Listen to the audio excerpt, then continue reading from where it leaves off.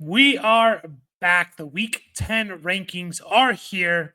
We're going to jump right into it, starting with the running back position. Real quick, guys, I think 70% of you that watch these videos are not subscribed. Make sure you're subscribed and you like the video. We're trying to get to 800 subscribers before the end of the month. Help us get there if you enjoy the content. Let's get right into it, guys. Our running back week 10 tier list here. And as always, we start off with the number one overall. I choose 5 guys that I think have the best chance at being the number one overall running back. It's Bijan Robinson, it's Saquon Barkley, it's Kyron Williams, it's Achane, and Alvin Kamara. This is pretty obvious. No need to explain this too much. These guys are awesome. We know these guys are awesome. Let me move myself down. And you guys, you're starting these guys without question, right? You're starting them without question. Achane's been on a ridiculous pace since Tua has been back, specifically in the passing game. And Alvin Kamara, with all these injuries to the Saints receivers, I think Olave's out, Cedric Wilson's out, Bub Means, I believe, is on IR. Like, they have no one to throw the ball to. Alvin Kamara could catch 15 passes, and I wouldn't be surprised. So next up on our tier list, we have the no-brainers. These are the guys that you're starting without question. And man, the running back this year, the running back position this year has been awesome, has been amazing. You'll see this compared to the wide receivers, but there's 18 guys that I have either in the number one overall no-brainer tier, which is insane. Aaron Jones, Breece Hall, Joe Mixon, CMC, he's back. First time ranking him. That's exciting. Jonathan Taylor, Jahmyr Gibbs, David Montgomery, Tyrone Tracy, James Cook, DeAndre Swift, James Conner, Kareem Hunt, Drake K. Dobbins. All these guys have been awesome. They're all getting an insane amount of work. And it's just great to see, man. It's great to see the running back position, because if you've been playing fantasy football for as long as I have, which is since 2005, the running back position has always been like the position to get until recently, right? Until recently. And it's nice to see him bounce back a little bit. So all these guys are awesome. All these guys are no-brainers. Some of them you can argue to be number one overall, like Breece Hall, like Joe Mixon. CMC is an interesting one. I know people are going to have a lot of questions about CMC. I'm firing him up. I think there's been speculations that saying he's going to play about 55% of the snaps. And that's fine with me. 55% of the snaps for CMC is enough for me to start him, no brainer. And the snaps are going to be in the passing game and in the red zone. I guarantee you he's going to be in the red zone. He's going to be used in the red zone. So, fire him up. And if you manage to survive, if you manage to get to 4-5, 5-4 with CMC out, and you drafted him number one overall, well, this is when you make your run, right? This is when you make your run. Next up, we have in the tier list here is solid RB2s. These guys are all solid RB2s that I like, and some of them you can argue are kind of must starts. Chuba Hubbard, Najee Harris, Ramondre Stevenson, Tony Pollard, and I made a mistake that I need to change here, and I will do it on the fly as we go here. These guys are actually in the next tier. So it's Chuba Hubbard, Ramondre Stevenson, Najee Harris, and Tony Pollard. Brian Robinson was in this group, but obviously Brian Robinson got ruled out as I was preparing this video for you guys. So obviously he's not going to be in this tier list here. But all these guys are solid RB2s, in my opinion. You can make the case for all these guys as potentially, like, no, not all these guys, but, well, kind of all these guys as like no-brainer starts, but you can't have too many no-brainers because it doesn't really make sense. Chuba Hubbard is still going to be awesome, even if Jonathan Brooks plays. We'll get to Jonathan Brooks later, but 15 carries each of the last 2 weeks for Chuba Hubbard, 2 catches. He's an RB2 just because you don't know how this offense is going to be with Bryce Young. It's still up in the air. Ramondre Stevenson, you do get some bad games. He's kind of game script dependent a little bit, but the last 2 weeks he had 20 carries, 3 catches. Last week he had 10 carries, 5 catches. If they have a good positive game script, then you're looking at probably a pretty good game for them. They're playing the Bears. I think they could potentially have a pretty good game script for Ramondre Stevenson. Najee Harris was kind of going off until he went into his bye week. I think the 3 weeks heading into his bye week. Yeah. Here's Najee Harris' stat line. 14 carries, 106 yards rushing, 2 catches, 16 yards with a touchdown. 21 carries, 102 yards and a touchdown. 19 carries, 114 yards, 3 catches, 17 yards. Like the guys put up over 120 total yards 2 of the last 3 weeks. He has a touchdown in 2 of the last 3 weeks. He has over 100 yards in all 3 of them. He's been awesome. So Najee Harris, to me, you can make the argument that he's a no-brainer. I'm still going to put him in the solid RB2 because, we've seen a lot of Najee Harris of kind of being that RB2 and not a no-brainer starter. So, and then Tony Pollard. Tony Pollard's been absolutely amazing. The only reason I put him here is because of the matchup against the Chargers. Chargers are second best against running backs. But, man, Tony Pollard has been a revelation this year. I think he's the RB12 in half PPR. Even when the team around him kind of sucks, he's still putting up massive numbers. 154 total yards last week, 117 total yards the week before. He gets catches, at least 2 catches in every single game this year, which is giving you a nice, safe little PPR floor. Yeah, he's been awesome. And we're looking at 20-plus touches for Tony Pollard in all but one game in the last 5 weeks. And that one game, he had 18 touches. And he has one game over 30 touches. So he's a solid RB2 for me. Next up here, I have PPR flexes. Now, this has changed, but we'll start off with the Buccaneers, guys. They are, tough matchup for them. The Buccaneers, guys. Actually, wait, sorry. They are playing the 49ers. The 49ers aren't what they used to be. They're still pretty good. I think you can get away with starting both these guys, though, in PPR, because I think they're both, with all the injuries to the Buccaneers guys, even their obviously you have Godwin and Mike Evans hurt, but you also have Jalen McMillan on the injury report, and I believe Trey Palmer. I'm just double checking real quick. Actually, I don't see the Buccaneers injury report. I want to say it was a couple other guys on the injury report. I just think you're probably going to be seeing 3-4 catches for each of these guys. Obviously, Rachaad White will probably get a couple more catches, but I still think Bucky Irving is going to get 3-4 catches, and he's going to be a more efficient runner. So I think you can get away with PPR flexing these guys. Rico Dowdle, I also think you can get away with starting in a PPR league. Rico Dowdle has 5 catches each of the last two games that he's played in. So that was against Atlanta and against Detroit. He has 5 catches. They gave him 12 carries, the 5 catches. Obviously, Zeke missed that game, but I hope they just move on to Rico Dowdle. They gave him 70% of the snaps here. I think he's a start in PPR. Austin Eckler. I think Austin Eckler gets a boost. To me into that solid RB2 tier. He's kind of in between these two. I'll just leave him in the PPR flex, but I think even in like half PPR, you can think about starting him. Last week with Brian Robinson, who is ruled out, Austin Eckler had 11 carries and 3 catches. 14 touches with 3 of them being catches is going to be a solid fantasy start, a fantasy flex. He played in 47% of the snaps. He was efficient on the ground, 11 for 42 and a touchdown, and then 3 for 41. So 80 total yards with a touchdown. I like that. I don't have either one of these guys on here, but Chris Rodriguez did get 11 carries last week. He'd be like a desperation flex in my book if you were thinking about starting him, but he did get 11 carries. And Jeremy McNichols also got a carry and a target, or 8 carries and a target. Both those guys are very desperation flex. Eckler, to me, is the guy you want to be starting.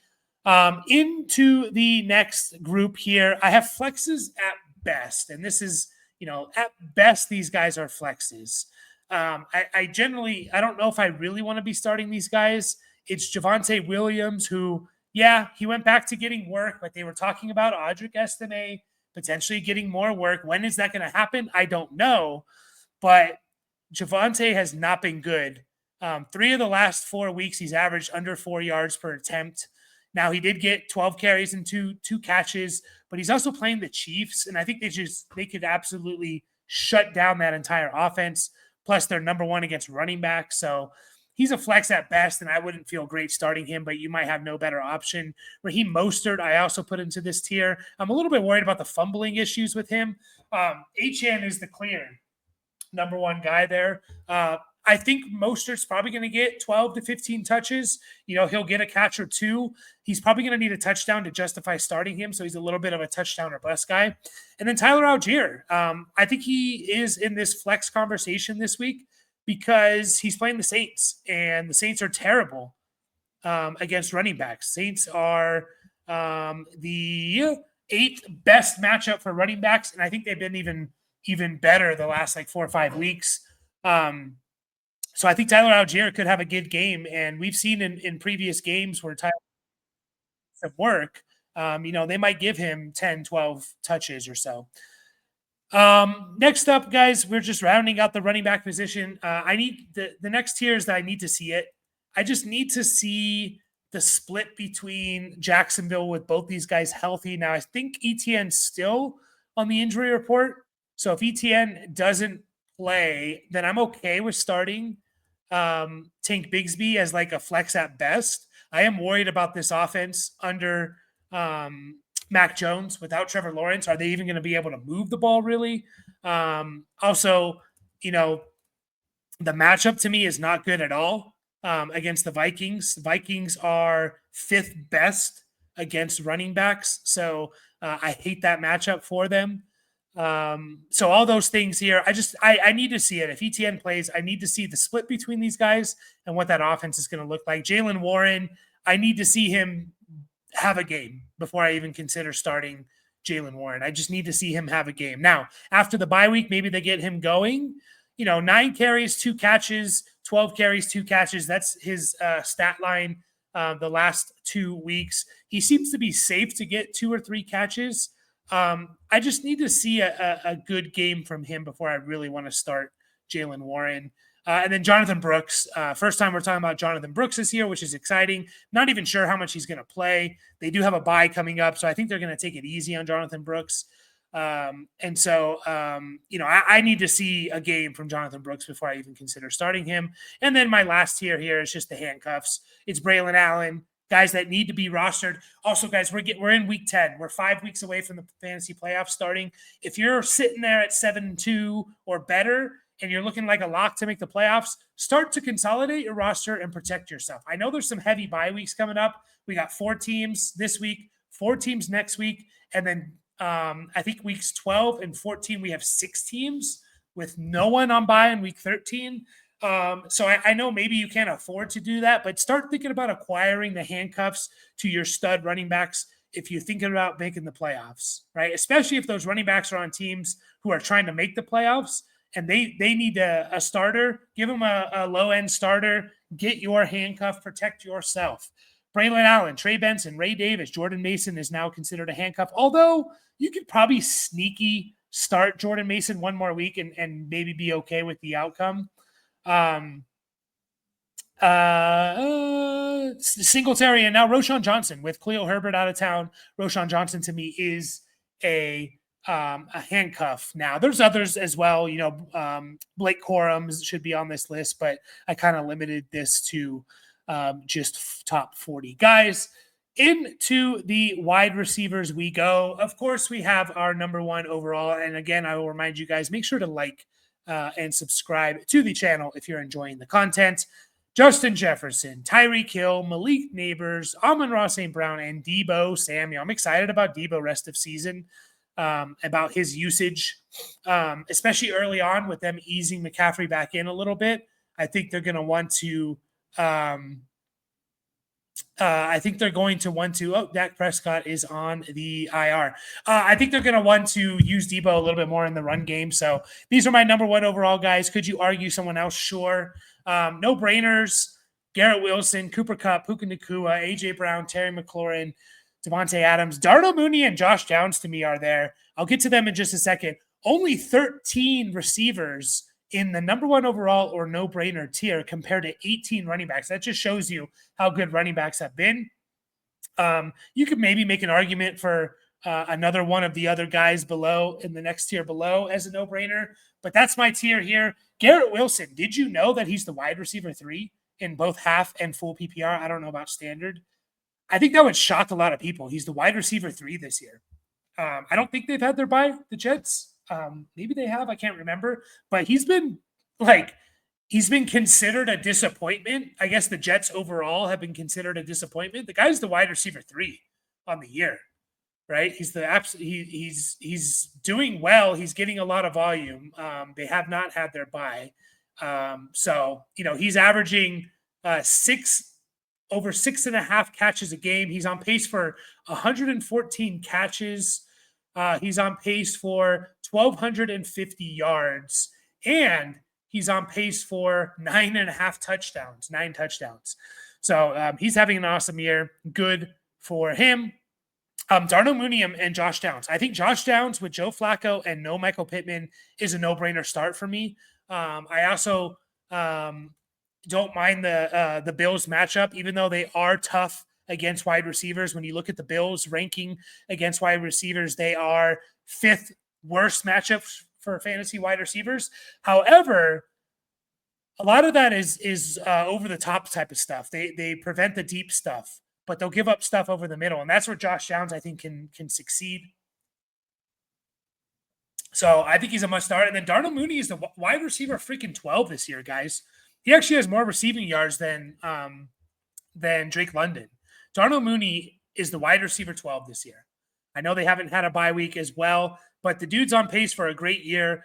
He's on pace for 80 catches. 1,100 yards, and 9 touchdowns. That's insane. That's insane, that Darnell Mooney. And I think he's a must start, especially with Drake London being maybe a little bit banged up in this game. Next tier I have here is the wide receiver 2s with upside. Again, you could probably argue a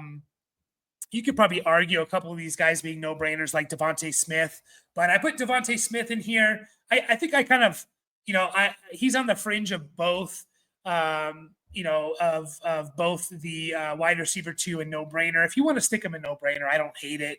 Tank Dell to me is a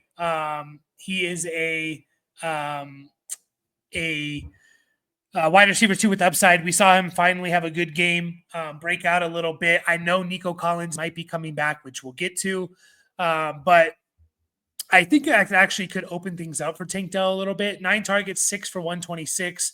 I put him in the wide receiver 2 with upside. George Pickens kind of always falls in this with Russell Wilson. He's always going to fall in here.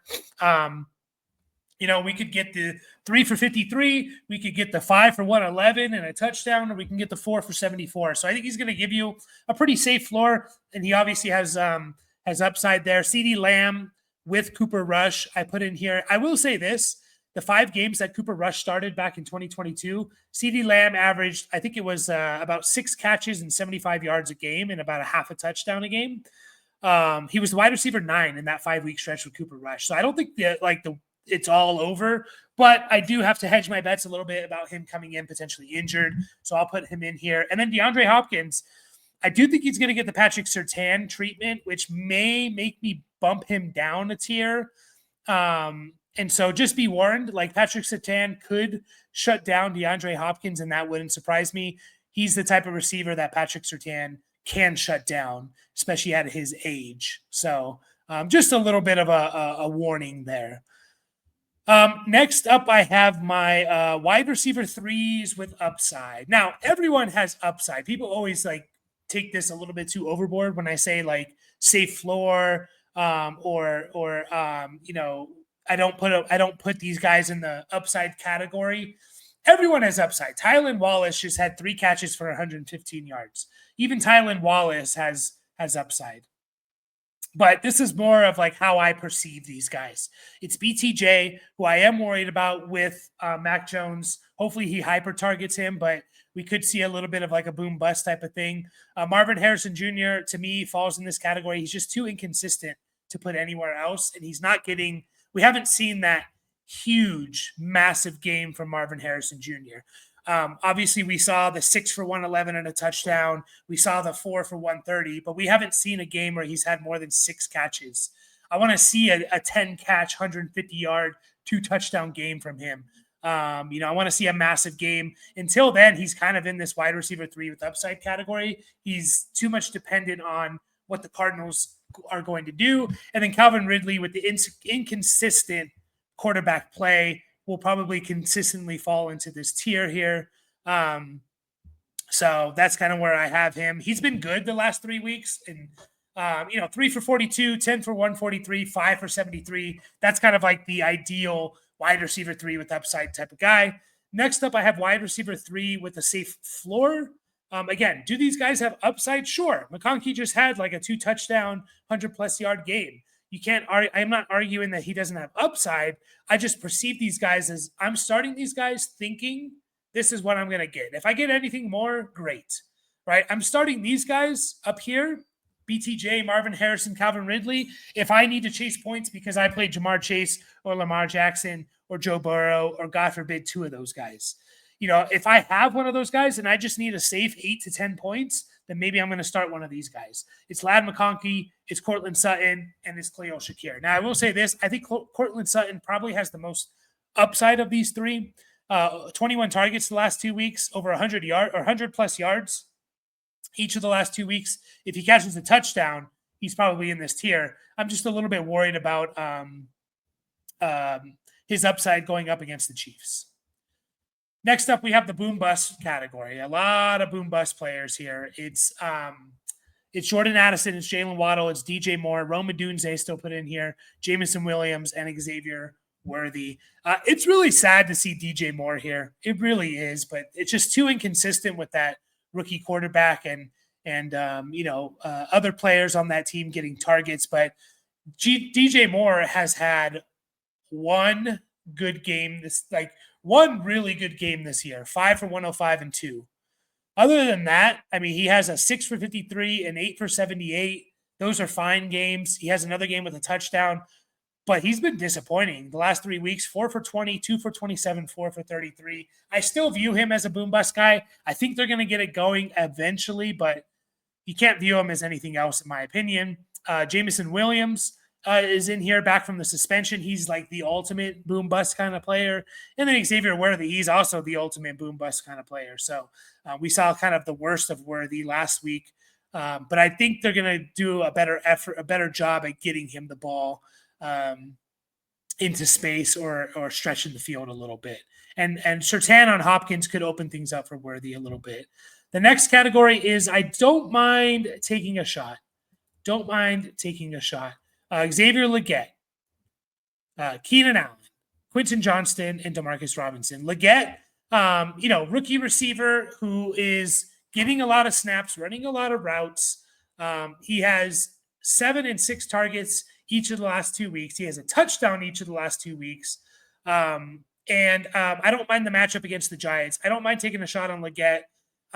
Keenan Allen, has the production been there? No, but the targets have been there. 7 and 10 the last 2 weeks for Keenan Allen, 17 targets. Unfortunately, only 6 catches and like 70 yards. Ooh, we got a Tyreek Hill. Didn't practice. That sucks to hear.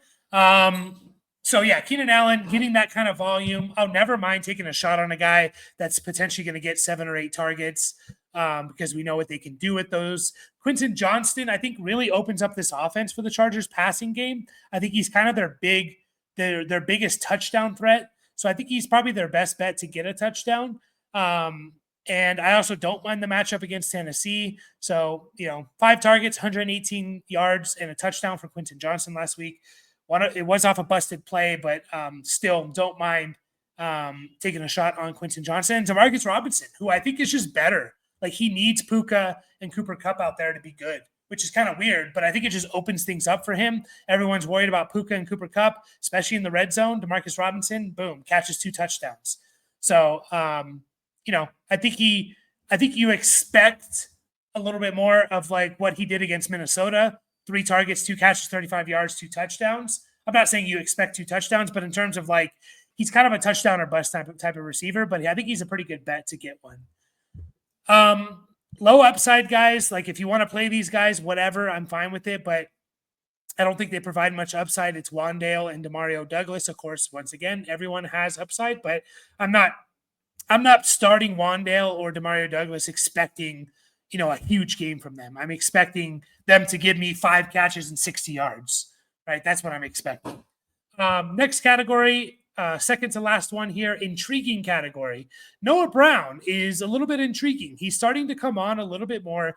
The Commanders desperately need a good, consistent second option to go along with Terry McLaurin. And I think it could be Noah Brown, who has 6 targets each of the last 2 weeks. Obviously, he caught the Hail Mary, so that is skewing the numbers a bit. But even last week, 5 for 60 for Noah Brown.